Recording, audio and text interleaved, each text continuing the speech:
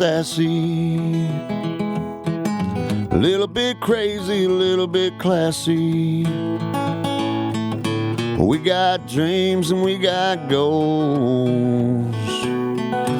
We're just a couple of old sassholes.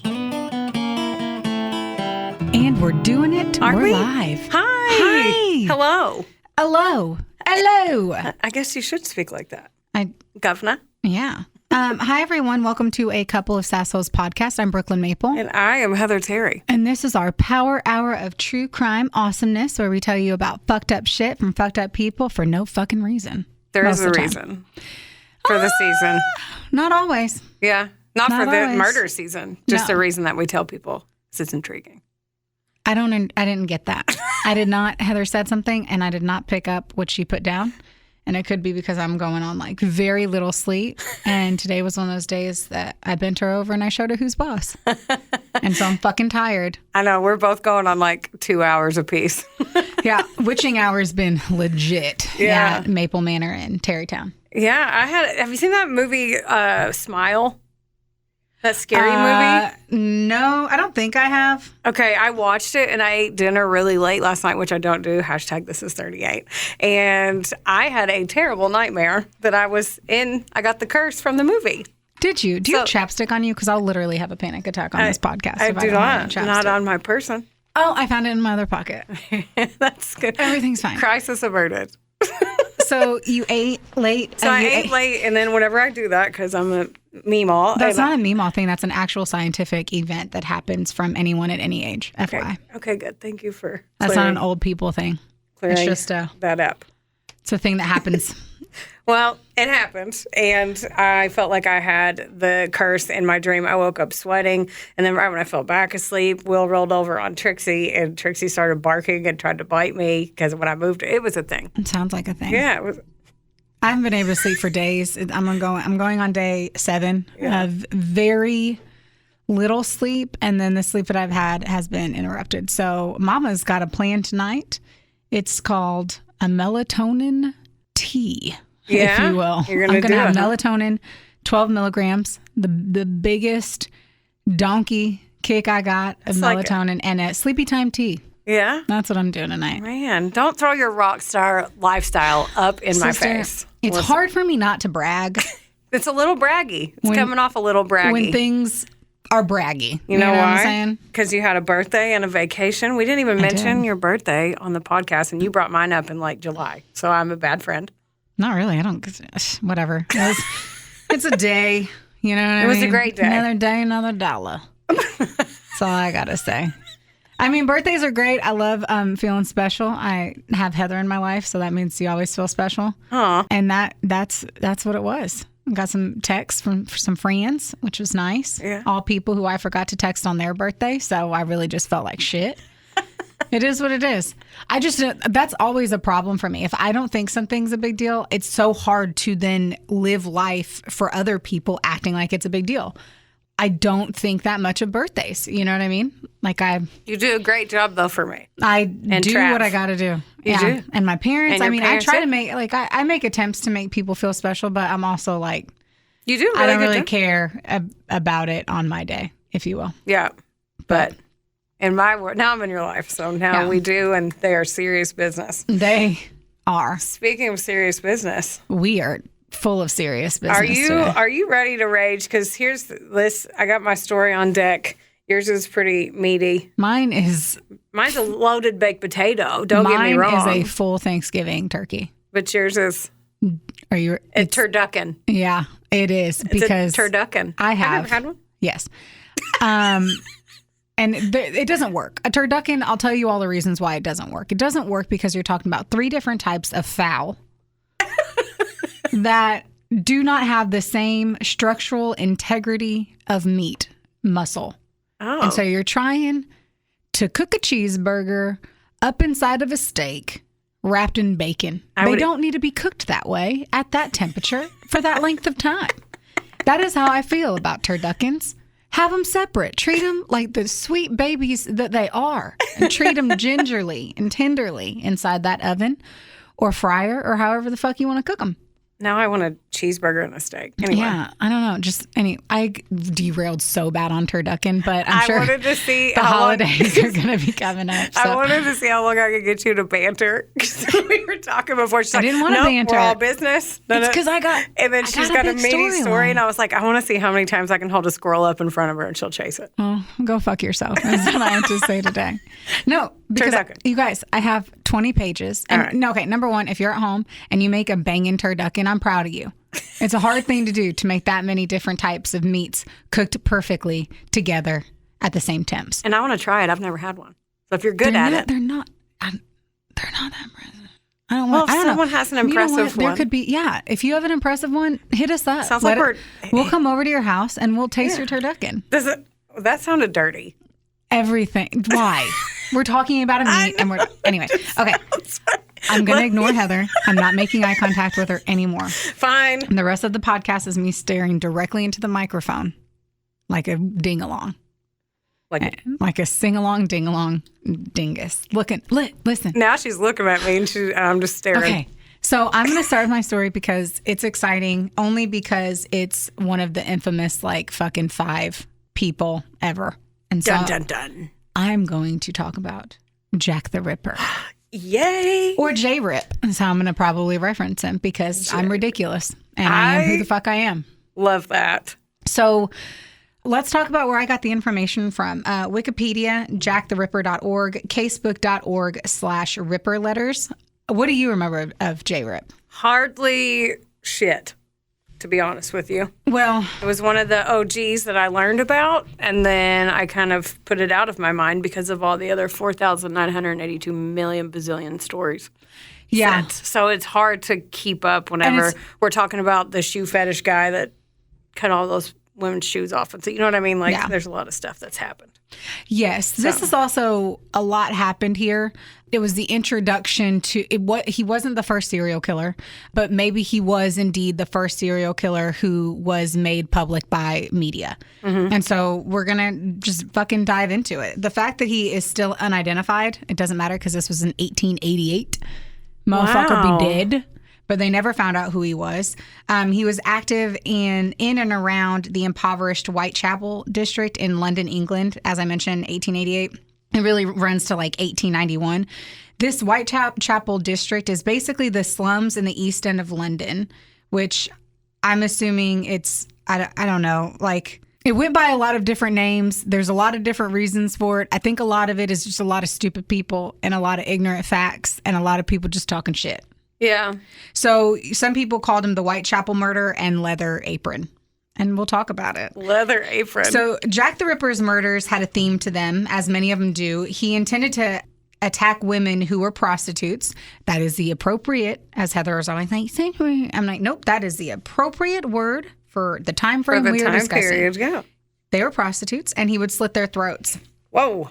Afterwards, he would cut up their midsections and remove some of their organs, or at least he did this to 3 of the victims. Of course, this led to the speculation that maybe the killer had some type of surgical knowledge.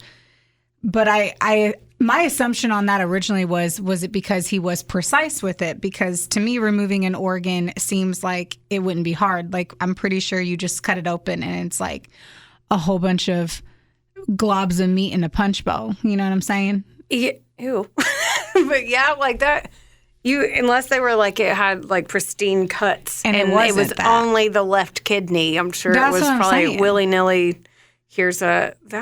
Yeah, we started off hard and fast. Oh, I am. I'm not playing. I forgot this whole story. There's a hell of a lot more than me just saying he cut some throats and then he just dabbled in their midsections. But okay. I'm just gonna dive into it a little bit more. But I also remembered a ton of this. There wasn't anything that I didn't remember, so I'm kind of proud of myself for that. A little pat on the fucking back. But I was intrigued that whenever I looked at it, it seemed like the original assumption was oh, it's a surgeon, it's a doctor. I'm like, bitch, or it's a butcher or a hunter or anyone who knows how to play with a fucking knife. Yeah.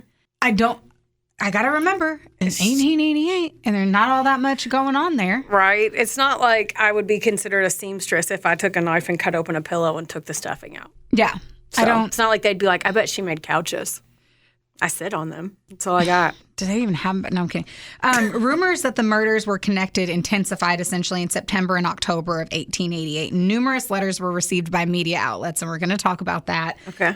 In the Scotland Yard from individuals who were acting like they were the murderer. So what's weird is there were 4 specific letters that came through that they fully believe was J-Rip. Okay. Now, I have those letters. I found those from the case files, and I'll read those to you and the dates of whenever they came through. But other people also sent them in. And I'm like, who? There's ones that they literally have it listed in like the case documents, and they're like, no one thought this one was real. No one thought this one was real. This one wasn't real. So in total, there's probably like 7 or 8 that are like in the file, but essentially only 4 of them are what they think really happened. It's kind of the same with how many people were actually killed by him, and we'll talk about that too. But the name Jack the Ripper originated in the Dear Boss letter, which ends up being like the first one from J-Rip claiming that he was the murderer. And that was disseminated to the press. The letter is widely believed to have been a hoax and may have been written by journalists to heighten interest in the story. There's interesting facts. I'm going to try to like blaze over them whenever I get to them, because now I want to like word vomit it out. But in the year 1800, there was, I think that was the first year in London that there was a requirement for you to go to school, which meant by 1888, there were more literate people than there ever were in London, which meant that more newspapers were being read, which meant that the height of this hysteria became larger. Oh. So essentially, it was the perfect storm, and it was the first sensationalized serial killer in the world. That's wild. And Isn't then people it? still talk about it. We talk about it this many years later, too. Yeah. It's nutso. I Bizarro. agree. So extensive newspaper coverage made all of this the rage, and the legend of Jack the Ripper truly solidified. A police investigation into a series of 11 brutal murders had happened in that area during that time frame of 1888 to 1891, but they were unable to connect all of the killings conclusively to Jack the Ripper. 5 victims: Mary Ann Nichols, Annie Chapman, Elizabeth Stride, Catherine Eddowes, and Mary Jane Kelly, are known as the canonical. I fucking looked this up. Fucking A. Look at this. I looked it up to make sure I knew how to say it. Whoa. Right? It looks like canonical. Yeah, 5. And they call them that in everything. And all that word fucking means is like in order. Like stupid shit. They just churched it up for no reason. Yeah, and they threw a really hard word in there. Just so 200 years later, we would be like, what does this say? Canonical. I think that's the word. Canonical. The canonical 5. That's how it looks. Yeah. And their murders between August 31st and November 9th. Think of how short of a time frame that is. That's what I was just thinking. Yes. Okay. I know. Dun, dun, dun. Those are the ones that are most likely to be linked. So those first 5 murders within essentially, 2 months of each other? Yeah. In a very small district in London? Yeah. Woo. There's so much. That's a lot. So let's shimmy in there. Let's talk about it. So in the mid-19th century, England had a huge fucking burst of people coming in. So there were Irish immigrants who came in huge populations of the major cities, including the East End of London, where all of this essentially went down. From 1882, there were Jewish refugees that were fleeing the Russian Empire, and other areas of Eastern Europe had also moved there as well. The parish of Whitechapel in East End became increasingly overcrowded, with the population increasing to approximately 80,000 inhabitants. Whoa. And this Yeah. is probably like not that big of an area. This is like 80,000 people off like on Fredeca Street. That's No bullshit. On a street. It has to. Okay. Yeah. And we'll talk about it too, because it's a real fucked up living situation that was going on. And because of these murders, it actually changed the fucking whole area. It's intriguing. Let me tell you more. Okay. So That's why we're here. yeah. So work and housing conditions, they had worsened because all of these people were in there, and it basically made this huge slum, just a huge slum. Listen to this. Okay. 55% of children born in the East End died before they were 5 years old. 55? 55% of children who were born there died before they turned 5. Oof. Robbery, violence, and alcohol dependency were commonplace. And basically, if you were a woman and you needed to eat or find shelter, you were prostituting Turning to tricks. do it. Yeah. Damn. Yes. In October of 88, London's Metropolitan Police Service estimated that there were 62 brothels and 1,200 women working as prostitutes in Whitechapel, with approximately 8,500 people residing in the 233 common lodging houses within that Whitechapel district every night, with the nightly price for a coffin bed, size of just like a coffin, just your bod, was 4 pence, which is 4 cents, roughly. I could not fucking figure out. We're going to talk about pences. Fuck me with a pence. It's way harder. It's easier when you're like, what's the to convert inflation of a US dollar's cake? The second you try to do it with pences and shit, and our inflation rates changing and the currencies flip-flopping, fuck it, guys. I don't know. I don't have those numbers for you. We know there was a solid attempt made in research. Oh, I got real annoyed. Math and facts. Literally. I wake up in the morning, the first thing I think when my feet hit the floor is like, give people the math and facts. So speaking of math and facts, you could also sleep on... Okay, lost Heather. Okay, I'm back. Okay, sorry. Okay, so this one's crazy. So you could also sleep, imagine a church pew, right? Like a church bench. I remember you that could pay from yesteryear. To sit on there, and they would put a rope across from you to keep you from falling over while you're sleeping. Oh. Yeah, that was 2 cents a night. Damn. So you get a rope. But I read that 2 cents for us now, or back then in 1888, would be like $320 now. The fuck? Yeah. Wow. Yeah. Huh. I don't know if that's right. Once more, I told you the math and facts may not be mathin', and they might not be factin' on that. Well, we're just going to assume that you're right this whole time. Yes. How about that? Well, on top of all of that, so you got a whole bunch of poor people, a whole bunch of immigrants, and no money, no food, and really shitty sleeping environments. No work besides wiener work, I guess. Yeah. There were a lot of social tensions, too. So between 86 and 89, there were huge, like, police interventions for demonstrations. There was public unrest. There was Bloody Sunday in 1887. There was anti-Semitism. There was crime. There was racism, social disturbance. So much fucked up shit was going on. Yeah. And it was a really immoral area, too. So Bloody Sunday, just as a reference, it was an event that took place in London, England on the 13th of November in 87 when a crowd of marchers protesting about unemployment and the Irish Coercion Acts, as well as demanding the release of someone, MP William O'Brien, clashed with the police department, and freaking 75 people were badly injured and 400 were arrested. Whoa. So this also created issues at some point whenever they try to figure out who Jack the Ripper is. They're like, well, let's be racist about it, too. Yeah, let's blame the Jews. That's what I was going to say. There's probably a lot of corruption and bad thing considering the time frame. Yes. And the area and all that. Usually, the poverty sections, they were just put over to the side. Yeah, you're just surviving. Mm-hmm. There's no other option. Yeah. You're waking up to survive that day and going to sleep to survive that day. That's all you got. In a church pew with a rope. Exactly. That's insane. I agree. Yeah. I already have back issues. I already don't want to be in a church pew. Touche. So there's a huge history lesson in all of this, as we kind of move through it. And sadly, because women were attacked and murdered on the streets at that time in that area so frequently, it was really hard to tell how many were licked. I have licked. They were what? Tell how many were licked or linked to Jack the Ripper. Well, considering what you said the job was around there, I'm pretty sure a lot of them were licked, Becky. I'm pretty sure. I don't know if they were licking anything back then. I think it was very shove it in the hole type of situation. You think? Everything's dirty and it's been touched by other people. Okay. Yeah. Pretty sure you're just dipping it in. Oh, that's back when they had to wear the wigs. What are those called? Muffs. The vag wig. No, it's got a word. Gherkin? I don't think No, that's a pickle. Merkin. No one was wearing anything special when they were prostitutes with $0. That was to hide. I know. The syphilis. Yeah. I was telling everyone else. Yeah. A gherkin is a pickle and a merkin is a vag wig. Always good to know. Yes. Historical facts. So as we talk about it, most of the experts point to the fact that Jack the Ripper's victims had deep slash wounds to their throat, followed by extensive abdominal and genital area mutilations, the removal of internal organs, and progressive facial mutilations, as the distinctive features that gave him his modus operandi.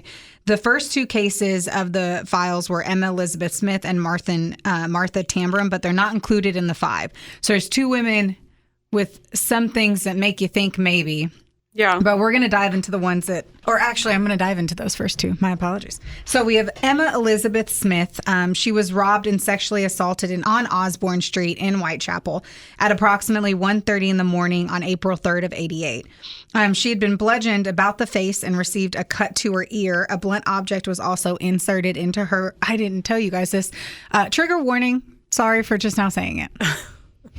I feel like our whole podcast is a trigger. You're right, but this one's going to get real bad. Yeah, I can feel it because I don't remember the story at all now that the more you talk. It's one thing when terrible things happen in this day and age, but whenever it was back there when everything was pretty deplorable and like things were just real nasty and real just fucked up. Sounds like it. A blunt object was inserted into her vagina, which ruptured her peritoneum.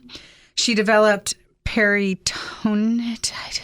And she died, sadly, the following day in the London hospital. She stated that she had been attacked by 2 or 3 men, one of whom she described was a teenager. The attack was linked to the later murders by the press, but most authors say that hers was gang violence. Wow. So these were the ones that did happen before that they're like, we think maybe it happened, but she was able to talk. And I can't imagine a teenager's just over here doing that shit either. Just gang violence on the street. Who knows? Yeah. We don't know any. Yeah. By the way, no one knows fucking anything. Yeah. All of this shit is bullshit. There's one thing I found out about Jack the Ripper because of the time frame. Nobody knows. Nobody fucking knows. And not does nobody know. The media literally, like, because the cops wouldn't tell them stuff, they just made shit up. They just say things just to get people to buy papers. Yep. Yeah. And there's no one policing it. No. No one policing it. Yeah. It's like fucking Trump in front of a mic, you know? No, I'm kidding.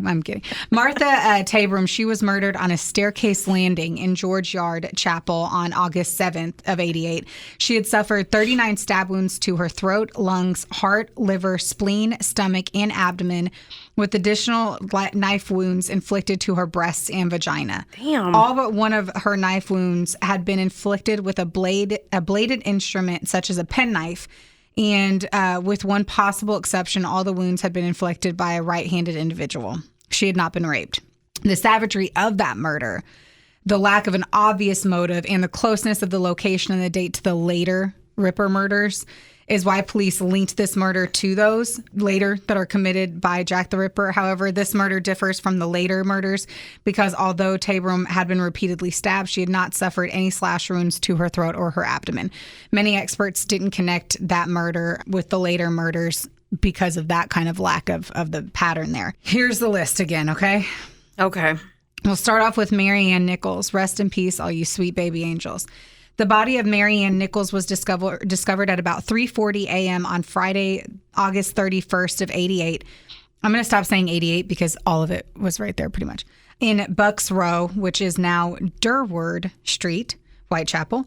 Nichols had last been seen alive approximately 1 hour before the discovery of her body by Miss Emily Holland, with whom she had previously shared a bed at a common lodging house in Thrall Street, Spitalfields, walking in the direction of Whitechapel Road. Her throat was severed by 2 deep cuts, one of which completely severed all the tissue down to her vertebrae. Oh, my God. Her vagina had been stabbed twice, and the lower part of her abdomen was partially ripped open by a deep, jagged wound, causing her bowels to come out. Oh, my God. Okay. Several other incisions inflicted to both sides of her abdomen had also been caused by the same knife. Each of these wounds had been inflicted in a downward thrusting manner. Implies she was laying down. 1 week later, on Saturday the 8th in September, the body of Annie Chapman was discovered at approximately 6 a.m. near the steps to the doorway of the backyard of 29 Hanbury Street in Spitalfields. I'm saying all of that wrong. Spitalfields. Spittle is spitting. Yeah. So spitting fields. As in the case of Nichols, the throat was severed by 2 deep cuts. Her abdomen had been cut entirely open, with a section of the flesh from her stomach being placed upon her left shoulder and another section of skin and flesh, plus her small intestines being removed and placed above her right shoulder. What the? Her autopsy also revealed that her uterus and sections of her bladder and vagina had been removed. What are you saying? I don't know. That poor girl. I know. I don't want to say luckily, but in almost all of these cases, the assumption is that they were already, like, he cut their throats and they died. I would hope so. Out. I mean, at the end of the day, even if your throat is cut, we've all seen movies, it takes a minute. Ugh. At the inquest into her murder, Elizabeth Long described having seen Chapman standing outside 29 Hanbury Street at 5:30 in the morning in the company of a dark-haired man wearing a brown deerstalker hat and dark overcoat and of a shabby, genteel appearance. What's a deerstalker hat? A deer hat. A hat that deer stalkers hat made wear. Of deer? I don't think so. It's a deer stalker hat. I just picture like... It's a deer... What do you think a deer stalker hat is? Like Travis's hats. Travis is a hunter, so I literally pictured Travis whenever you said that. It's a dark-haired guy wearing a deer stalker hat. That made me picture your fiance. Well, that's great. That's great. Travis the Ripper. Oh, man. According to the eyewitness, the man had asked Chapman, "Will you?" And she had replied, "Yes." Will you? Sex. The thought is sex, Heather. Sex. I love that you just did a hand motion. You know, pokey poke. Elizabeth Stride and Catherine Eddowes were both killed in the early morning hours of Sunday, September 30th. Stride's body was discovered at approximately 1 a.m. in Dutfield's yard off Burner Street, which is now Henriques Street in Whitechapel. The cause of death was a single clear-cut incision measuring 6 inches across her neck, which had severed her left carotid artery and her trachea before terminating beneath her right jaw. The absence of any further mutilations to her body was led to uncertainty that either she was either killed by Jack the Ripper or he was interrupted. Oh. So the assumption is that and these were really close, like these were the same day. So he killed this girl and was interrupted, and then he goes and kills somebody else so he can actually do what he had intended on doing. So are these people, like, I know it's in the same district, but are they like, how close, like, do they link any of them? Or like a block. Oh my God. Yeah, like a block. And this also could, like you said, nobody knows. So it could be somebody that was like, oh, they'll think somebody did it in there because that's the slums, quote unquote. So some guy that's unhinged from the outside world could come in to the area and do that shit, and they would just assume it was an immigrant or something. You know what I mean? With all the racism and all the things. The assumption is it ends up going that they think that it was like wealthy people. That it was like someone who had money who was coming in and killing the prostitutes. Yeah. Now, there's a lot of like back alleys and places for these things to be done. And the stabbing and all of that happening whenever I think he just was like, "Hey, can I pay you for sex?" And like, "Sure, let's go over here," and kill him in a back alley when no one's around in the early morning hours. How sad. All right, keep going. Several witnesses had informed police that they had seen Stride in the company of a man in or close to Burner Street on the evening of the 29th and in the early hours of September 30th, but each gave differing descriptions. Some said that her companion was fair, others said dark, some said that he was shabbily dressed, others said well-dressed. Eddowes' body was found in a corner of Mitre Square in the city of London 3/4 of an hour after the discovery of the body of Elizabeth Stride. Her throat was severed from ear to ear, and her abdomen.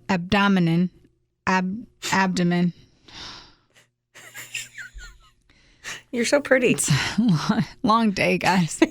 Long day. Her abdomen, and then it's hard because then you feel like an idiot stumbling through a word, and you laugh, and then you have to finish a sentence, and it sucks. Okay. Her abdomen was ripped open by a long, deep, and jagged wound before her intestines had been placed over her right shoulder, with a section of intestine being completely detached and placed between her body and her left arm.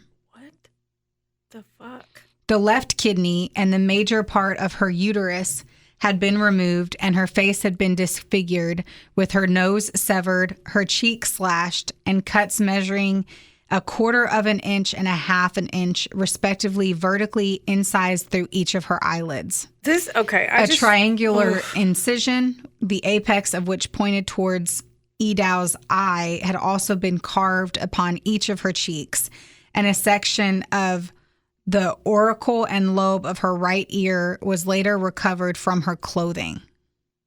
What? Like he had mutilated her and like cut off parts of her ears, and they just found it in her clothes later. This is I dropped the thing I was playing with to make me feel like I wasn't saying horrible things. Okay. I don't remember any of this story. Like the more that you talk, I'm like, I don't remember any of this shit. Well, here you are to rip that Band-Aid off. Always. Mm-hmm. The left kidney, did I already say that about her uterus? Yeah. And that her face was disfigured. The police surgeon who conducted the postmortem upon her body stated that these mutilations would have taken about 5 minutes total. So 5 minutes to do all that? Yeah. Fuck. Look at this one. A local cigarette salesman named Joseph Laide had passed by a narrow walkway to Mitre Square named Church Passage with two friends shortly before the murder. He later described seeing a fair-haired man of medium build with a shabby appearance with a woman who may have been her. His companions were unable to confirm his description. The murders of Stride and Eddowes ultimately became known as the double event. Wow. A section of her bloodied apron was found at the entrance to a tenement in Golston Street, Whitechapel at 2:55 a.m. A chalk inscription upon the wall directly above this piece of apron read, "The Jews are the men that will not be blamed for nothing." What? Basically, it was like graffiti like that was everywhere, but they were taking it that it could be a Jewish person. Mean something. It could have literally meant that he just dropped it. Or that's what someone else wrote it, and that's where he put her. Yeah, they have no idea if like it was just incidental that was written there and he dropped the apron there and it has nothing to do with the case. Yeah. So who knows? The extensively mutilated and disemboweled body of Mary Jane Kelly. This one is unbelievable. None of them have been. This one, I remembered the photo. Oh, God. And I don't know how I remember the photo, but God, do I remember the photo. It's the only photo I printed so that you could be scarred as much as I am.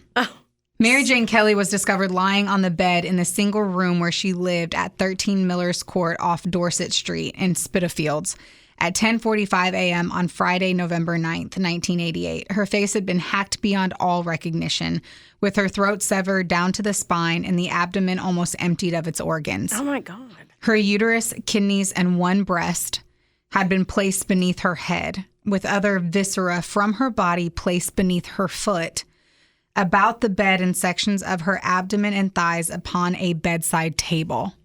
Oh my God. Her heart was missing from the crime scene. What? How is this person doing all of that and walking around, like walking away? Look at this though. There were multiple ashes that were found within the fireplace in her room, which suggests that the murderer had burned several combustible items to illuminate the room so that he could mutilate her body. So he had thrown combustible items into it so he could see what he was doing. Oh my God. But I just how is he going around? Because he's covered in blood. Like just walking down the street. Wearing all black, middle of the night, wiping off your hands. Yeah, you're right. It's not spraying at you. Yeah. Essentially, that's all I got. If you're sleeping, someone cuts your throat, what they do after that, I don't know. It's not like he had baby wipes. Sorry. I hate to laugh. Why? All right, let me see it. That's the rest of my notes, so you're going to have to. I'll hand it right back. Stare at you. That doesn't even look real. Like that. No, it doesn't. Looks okay. Thanks for that. You're welcome. That's like the saddest thing ever in the whole of all the worlds. Right? That's the saddest of all the worlds. And their world was already sad. Yeah.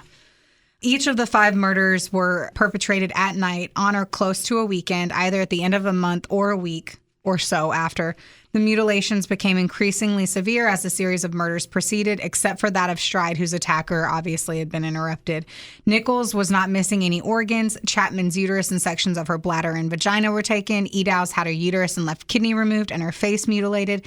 And Kelly's body was extensively eviscerated with her face gashed in all directions and the tissue of her neck being severed to the bone, although the heart was the sole body organ that was missing from the crime scene. Historically, the belief that these 5 murders were committed by the same perpetrator is derived from a ton of bullshit-ass documents that linked them together to the exclusion of others. I am going to not even go into how many people, like I literally wrote here, I will say this because most of it just bored me. They don't know if it's 3, 5, or 11. These are assumptions based on what doesn't seem like any fucking knowledge. There were other... Mary Jane Kelly is generally considered to be the last one of Ripper's final victims, and it's assumed that the crimes ended because of his death, or he went to prison, or he was institutionalized, or he just left. You know he wouldn't just stop. You don't do 2 in a day. You know what I mean? Like, that's too soon. He was too aggressive. You don't just become aggressive and then just fall off. I don't think so There's either. no way. Yeah. Not when you're that whacked out. Fucking There asshole. were the murders of Rose Mylett, Alice McKenzie, and the Pinchin Street torso, and Francis Coles. I'm going to guess there was a torso found that So sad. that they believe it could have been. And these were really wild murders too, but due to the length of the podcast, I didn't go into it, but they're just as crazy. The vast majority of the City of London police files relating to this investigation were destroyed in the Blitz, that was a German bombing campaign against the UK during the Second World War, because I had to look that up. You didn't just know that? Yeah, I probably should. God, how embarrassing. Yeah, so basically, all the files on it got blown up during a bombing, essentially. And the rest of it is hearsay. A little bit. Now, the police did conduct house-to-house inquiries throughout Whitechapel. Forensic material was collected and examined. Suspects were identified, traced. I love that it says that forensic material was collected and examined. I was just thinking about what if they're like, yep, that's blood on this sheet. Like that's, I think that would be it. That's all they can do. Yeah, what a bloody glove. I don't know. They also identified, traced, and, the suspects were identified, traced, and either examined more closely or they were eliminated from the inquiry.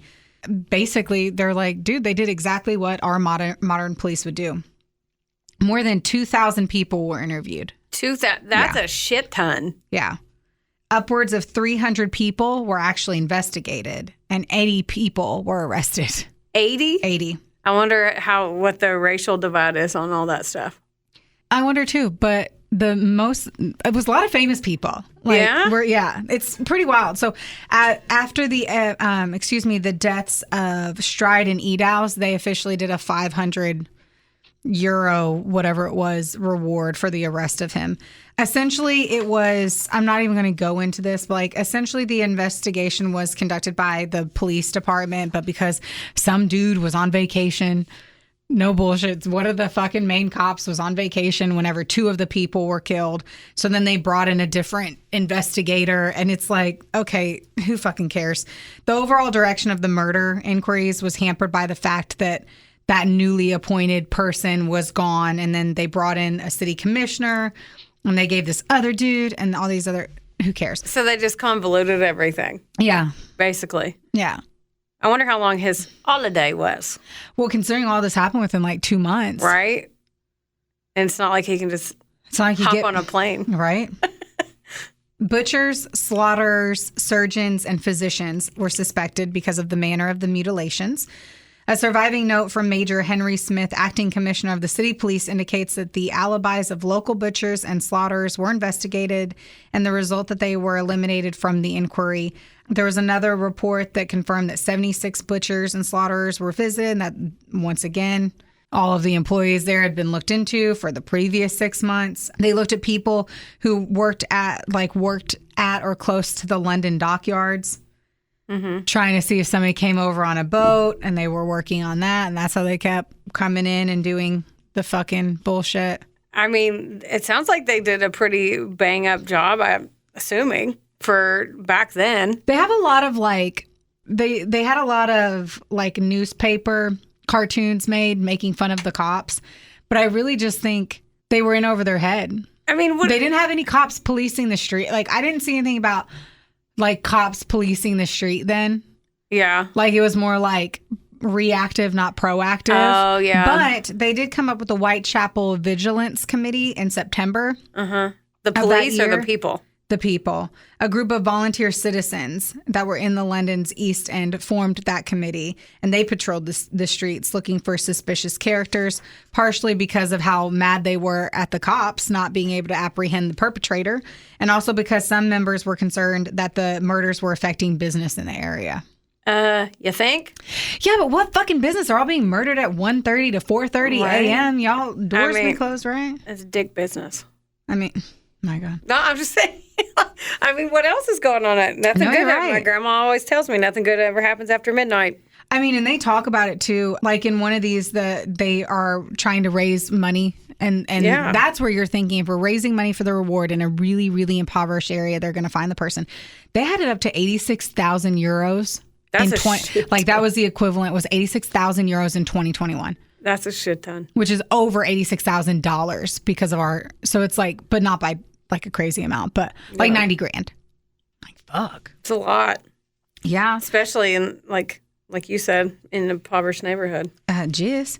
At the end of October, they asked the police surgeon Thomas Bond to give his opinion on the extent of the murderer's surgical skill and knowledge. The opinion offered by Bond on the character of the Whitechapel murder is the earliest surviving offender profile. Wow. It is the very first time that they profiled an individual.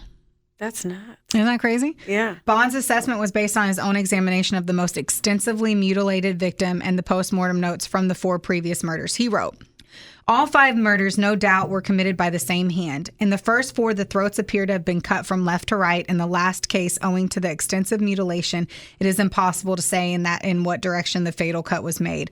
But arterial blood was found on the wall and splashes close to where the woman's head must have been lying. All the circumstances surrounding the murders lead me to form the opinion that the women must have been lying down, when murdered, and in every case, the throat was cut first. Yeah. And deep as shit, too.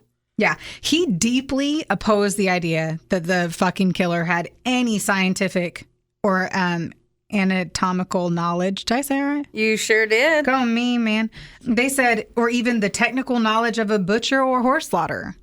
He's like, in his opinion, the killer must have been a man of solitary habits, subject to periodical attacks of homicidal and erotic mania, with the character of the mutilations possibly indicating sadiorisis, which is basically a nymphomaniac. I had to Google that word. Basically, they're a nympho. Bond also stated that the homicidal impulse may have developed from a revengeful or brooding condition of the mind, or that religious mania had been the original disease, but I don't think either hypothesis is likely. Right? So I don't know. I mean, somebody's mad at women or sex workers or their mom or... I don't know, because he didn't rape any of them. There's no but he evidence cut of them any in rape. Only not all of them, though. Pikachu. Yeah, you're right. Yeah, he only did it to some. And I think that's where they were saying it was like, became more erotic for him. Well, yeah. I don't know, sis. I don't either. I don't know. I don't know. I don't know. And honestly, ma'am, they don't know. I don't think anybody knows. How are they going to know? How are they going to know? How are they going to know? This is nutso. I know. They also believe that he lived locally because he was killing around the weekends and around public holidays within a short distance of each other. So they're like, homeboy definitely lived over there. Others, though, because there's a this or that, others gathered that the killer was an educated upper-class man, possibly a doctor or an aristocrat who ventured into Whitechapel from a more well-to-do area. Such theories draw on cultural perceptions, such as the fear of the medical profession. They were scared of doctors back then. A mistrust of modern science or the exploitation of the poor by the rich. The term ripperology was coined to describe the study and analysis of the Ripper case in an effort to determine his identity, and the murders have inspired tons of works of fiction, which we both know. Suspects proposed years after the murders include virtually anyone remotely connected to the case by any fucking contemptuous fucking document. Yeah. As well as many famous names. Okay. Prince Albert Victor. Whoa. Artist Walter Sickert and author Lewis Carroll.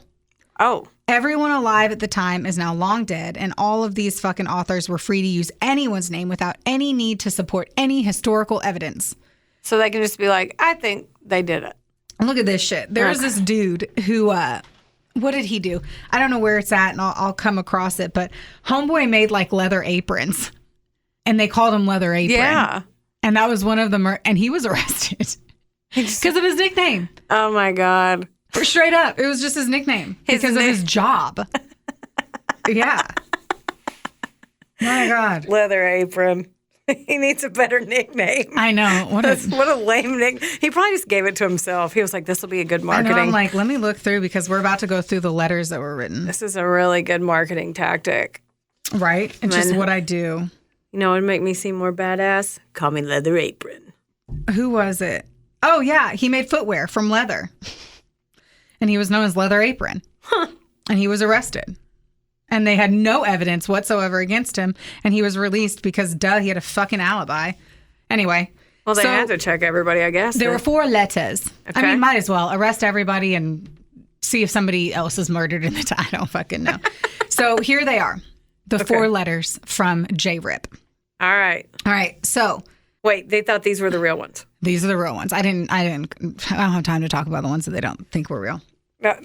September 27th, 1888, went to the Central News Agency. 3 days later, the double murder of Stride and Edows made them reconsider if this one was true, especially because of the earlobe that was found that was cut off by the body is talked about in this letter. So 3 days after this letter, there was the double murder written, and I'm just reading it the way shit happens. All right. Dear boss.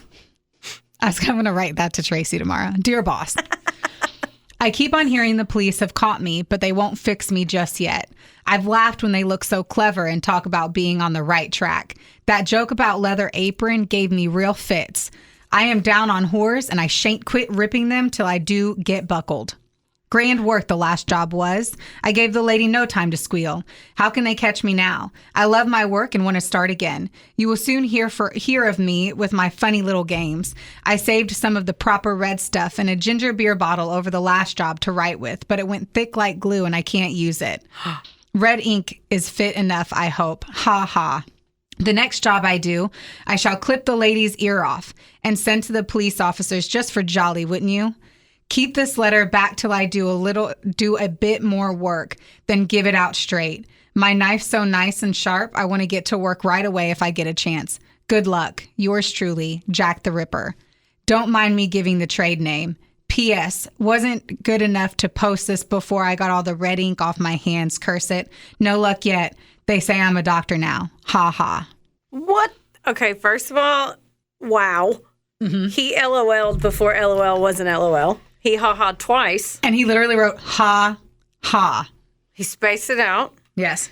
Wow. I didn't know that there were letters. I know. And you read that very gracefully. Thank you. Because I would have tripped up. The next letter was received on October 1st, 88 at the Central News Agency. The handwriting is similar to that of the Dear Boss letter and makes direct reference to both this letter and the murders of the previous night. Those who believe it to be genuine argue that the removal of Edow's ear, it was not taken away nor mailed to the police, like he mentioned, that he was going to do. Yeah. And the fact that the postcard mentions the double event before it was described by the press both testify its authenticity. Right. Others believe a hoaxer could have gleaned details of both and try to do it, but whack off. I don't care. It's a postcard. And it says, I was not codding dear old boss when I gave you the tip. You'll hear about Saucy Jackie's work tomorrow. Double event this time. Number 1 squealed a bit. Couldn't finish straight off. Had not time to get ears off for police. Thanks for keeping last letter back till I got to work again. Jack the Ripper. The fuck? On October 16th, George Lusk, the president of the Whitechapel Vigilance Committee, received a 3-inch square cardboard box in his mail. Inside was half a human kidney, was preserved in wine, along with the following letter. Medical reports carried out by Dr. Openshaw found the kidney to be very similar to the one removed from Catherine Edows. Though his findings were inconclusive either way, the letter reads as follows. From hell, Mr. Lusk. Sore. I send you half the kidney I took from one woman, preserved it. The spelling is fucked up. Yeah. Preserved it for you. T'other piece I fried and ate it was very nice. I may send you the bloody knife that took it out of you. took it out if you only wait a while longer. Signed, Catch Me If You Can, Mr. Lusk. Literally spelled Mr. Lusk. What? So he put kidney He sent a fucking... in the wine. The only way I'd eat a kidney. I mean... He tried to preserve it, and I guess What that's the what he thought was the way to preserve it. Okay. All right. Damn it. The next and the last one. All right. Dated September 17th, 88. This letter was only recently discovered by Peter McClelland in a sealed report envelope in the British Public Record Office in 1988. Oh. Its authenticity is hotly debated, many believing it to be a recent hoax. They're saying that someone was able to, like, put it into the sealed records. Oh. Yeah. So who fucking knows? No, apparently no one knows anything. Right? No one. No one. No one. I don't. I can tell you guys, I don't know who Jack the Ripper is. I do. I'm just not going to tell. Tee-hee. Nah. Ha. Ha. Oh my God. Okay, stop. Okay. Dear boss, If you don't address me like that moving forward, I quit. every time. Dear boss, so now they say I am a yid. When will they learn, dear old boss? You and me know the truth, don't we? Lusk can look forever. He'll never find me, but I am right under his nose all the time. I watch them looking for me and it gives me fits. Ha ha, I love my work and I shan't stop until I get buckled. And even then, watch out for your old pal Jackie. Catch me if you can, Jack the Ripper. Sorry about the blood, still messy from the last one. What a pretty necklace I gave her.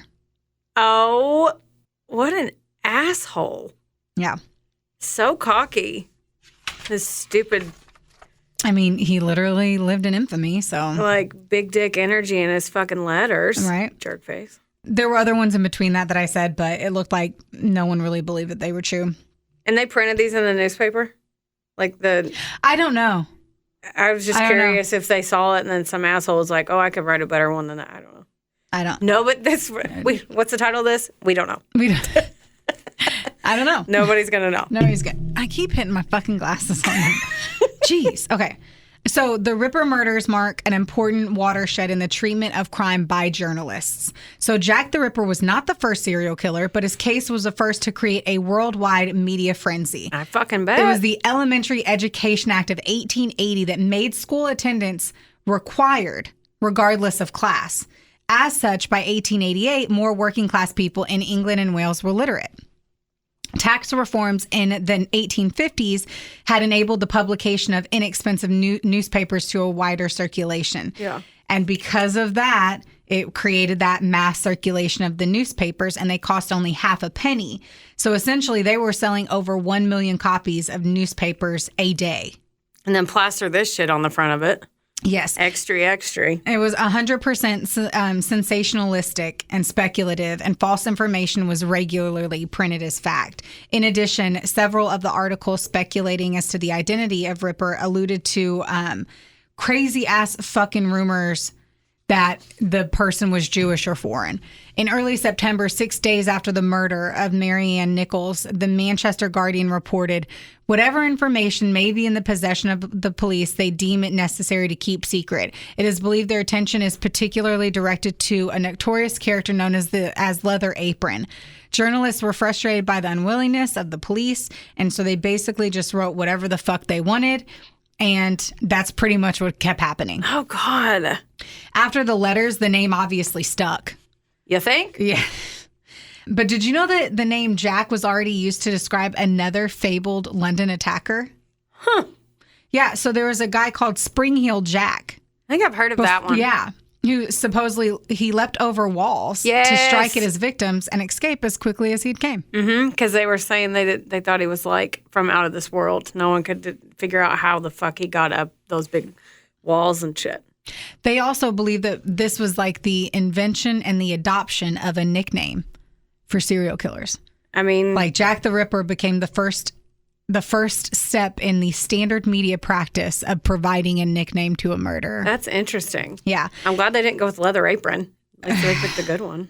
Well, he picked it. Oh, that's true.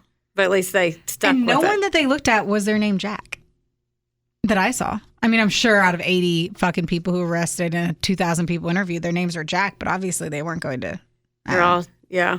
The nature of the Ripper murders and the impoverished lifestyle of the victims drew attention to the poor living conditions in the East End, and it ended up essentially fucking changing the whole area. In the 2 decades after the murders, the worst of the slums were cleared and demolished, but the streets and some of the buildings survived, and the legend of the Ripper is still promoted by various guided tours of the murder sites and other locations pertaining to the case. For many years, the 10 Bells Public House in Commercial Street, which had been frequented by at least one of the Ripper 5 victims, was the focus of those tours. In the immediate aftermath of the murders and later, Jack the Ripper became the children's boogeyman. And they had tons of different, like, characteristics of I'm trying to, like, artistic drivings of what the fuck the guy was. In the 1920s and 30s, he was depicted in film dressed in everyday clothes as a man with a hidden secret, preying on his unsuspecting victims. Atmosphere and evil were suggested through lighting and effects and shadow play. By the 1960s, though, Jack had become the symbol of a predatory aristocracy and was more often portrayed in a top hat. There's a cat on his head. And it was at the top. Portrayed in a top hat, dressed as a gentleman. The establishment as a whole became the villain, with the Ripper acting as a manifestation of upper class exploitation. It's just like how, I mean, they do that with everything. They scare tactics with kids, and they just kind of portray it to where however they want it to be, depending on the time frame. The image of Jack the Ripper essentially merged with borrowed symbols from different horror stories. So they take Dracula's cloak or Frankenstein's organ harvesting. Oh. The fictional world of the Ripper confused with multiple different genres, going from Japanese erotic horror and fucking Sherlock Holmes. Huh. Yeah. Which also is Japanese erotic horror is fucking disgusting. We know that because of our little sushi guy. There was supposedly Jack the Ripper had a diary, and that they found it, which they didn't. It was also a hoax. But the term Ripperology was coined by Colin Wilson in the 1970s to describe the study of him, which is so fucking crazy. The periodicals Ripperana, Ripperologist, and Ripper Notes are published all throughout research. Wow. In 2006, a BBC History magazine poll selected Jack the Ripper as the worst Briton in history. I mean, he sounds pretty shitty. You're not lying. So...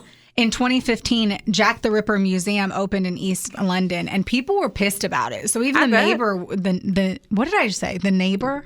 The neighbor? The mayor? Oh. The mayor was upset about it, and people were trying to boycott it. Yeah. So what are your thoughts on, like, a museum for a serial killer? I mean, I've been to the True Crime Museum. With them, I feel like his victims get lost because, one, they don't know who they all were. Like, because you know how we try to talk about the victims as much as possible, but they don't know who the fuck this guy was. They don't know anything. So it's almost it almost is more okay. I mean, we don't want anyone to hate mail us, but like you're like, we don't know who it was. It was back in the 1800s. It was a long time ago. It was a part of history, and there's a lot of other museums for like wars and things where other people died and stuff. It changed. So and it actually silver lining they made change, like out of it. So I don't know. I don't think I'd be angry. It's just kind of like it is with everything else in the world. I'm so desensitized because everybody being pissed off all the time. I'm like, well, if you don't like it, just don't go. Yeah. Like, don't be mad. Like, I'm not going to go see a Ted Nugent concert, but he can come to town. If someone else wants to go enjoy it, you feel free. Yeah. Not my cup of vodka. I hear you. Mm-hmm. How about you? What do you think? I think it's history. Yeah. It's different if, gosh, I don't want somebody to. This is just our personal opinion. Yeah, it's a museum about history. If you ask me, I think it's a historical piece of information. It's not like it's a shrine to him. Yeah, they don't even know who he is. Mm-hmm. He's a boogeyman. Yeah, and I mean, you're right. It's just talking about the tale, and hopefully there's like a section to talk about his victims. I think most of it's probably I don't know. I haven't. Yeah, we don't know. Again, the only thing they know are the victims. Yeah, they don't know the culprit. But it could be 3, 5, or 11. Yeah. So. Which means that has to include all of them. Yeah, we're just gonna assume. Yes. Yes. But at the end of the day, I guess that's my exciting story about London's Jack the Ripper. Damn. Yeah, I forgot all about that. And while you were talking, I was like, I'm pretty sure I've been on that tour when I was in London. I hadn't gone, like, I've been to London too, but I did not do that. And I really wish I would have. And I was 16, so I don't remember any of it. Like, 'cause I didn't really appreciate what you were experiencing. what I was doing at the time. I totally get that. Yeah. Well, great job, Becky. Welcome back. We took a 2-week break almost. That was recording. Yeah, that was a big old long one. I've been wanting to do J-Rip for a grip. I love that you call it J-Rip. Like it's J-Lo's cousin who's trying to ride on her coattails. It's like, just put the just get the single. Just give him the single. Yeah. Yeah. So you ready for my story? I'm just kidding. The look she gave me was like, look Dude, at the time. I need like hot tea. My throat is like tired. I knew this was going to be like meaty, but fuck. Because so much happened of it, and because it's historically so important, there's like so much to say as to why the East End of London had gotten so bad, what happened in it, and how it got better, and why was the mania so big because of people just now being able to be fucking literate, and newspapers being what it was, and the speculation from the media, and the assumptions on racism, and the assumptions on who it was, and how they could never find the person. And I'm sure the fucking dude left, or not left. I'm sorry, he probably died. He caught something and died because everyone was dying. I hope it hurt. I hope it did too. I hope it hurt real bad. That was great. You did a great job. The story was terrible, but you did a great job on telling it. I appreciate that. Yeah. I'm excited for once I printed this and was like, it's 20 pages, sis. I'm going to have to go solo. So I'm excited for your story. I might switch it up. I was like, I might try to pull a shorter story out of my ass, but we'll figure it out. Yeah. At the end of the day, we love you guys so much. Well, yes. Right at the end of this, I accidentally pressed buttons and fucked it up, and it terrified me. Now we're rolling again? Apparently we are. Wait. So we're just going to say bye. We're just going to say bye. Follow us on all the things. A Couple of Assholes. Search for us, TikTok, Facebook, etc. Like, listen, rate, subscribe, tell your mamas. Yes. Love you. Bye. Love you. Bye. Theodore, can I pet that dog?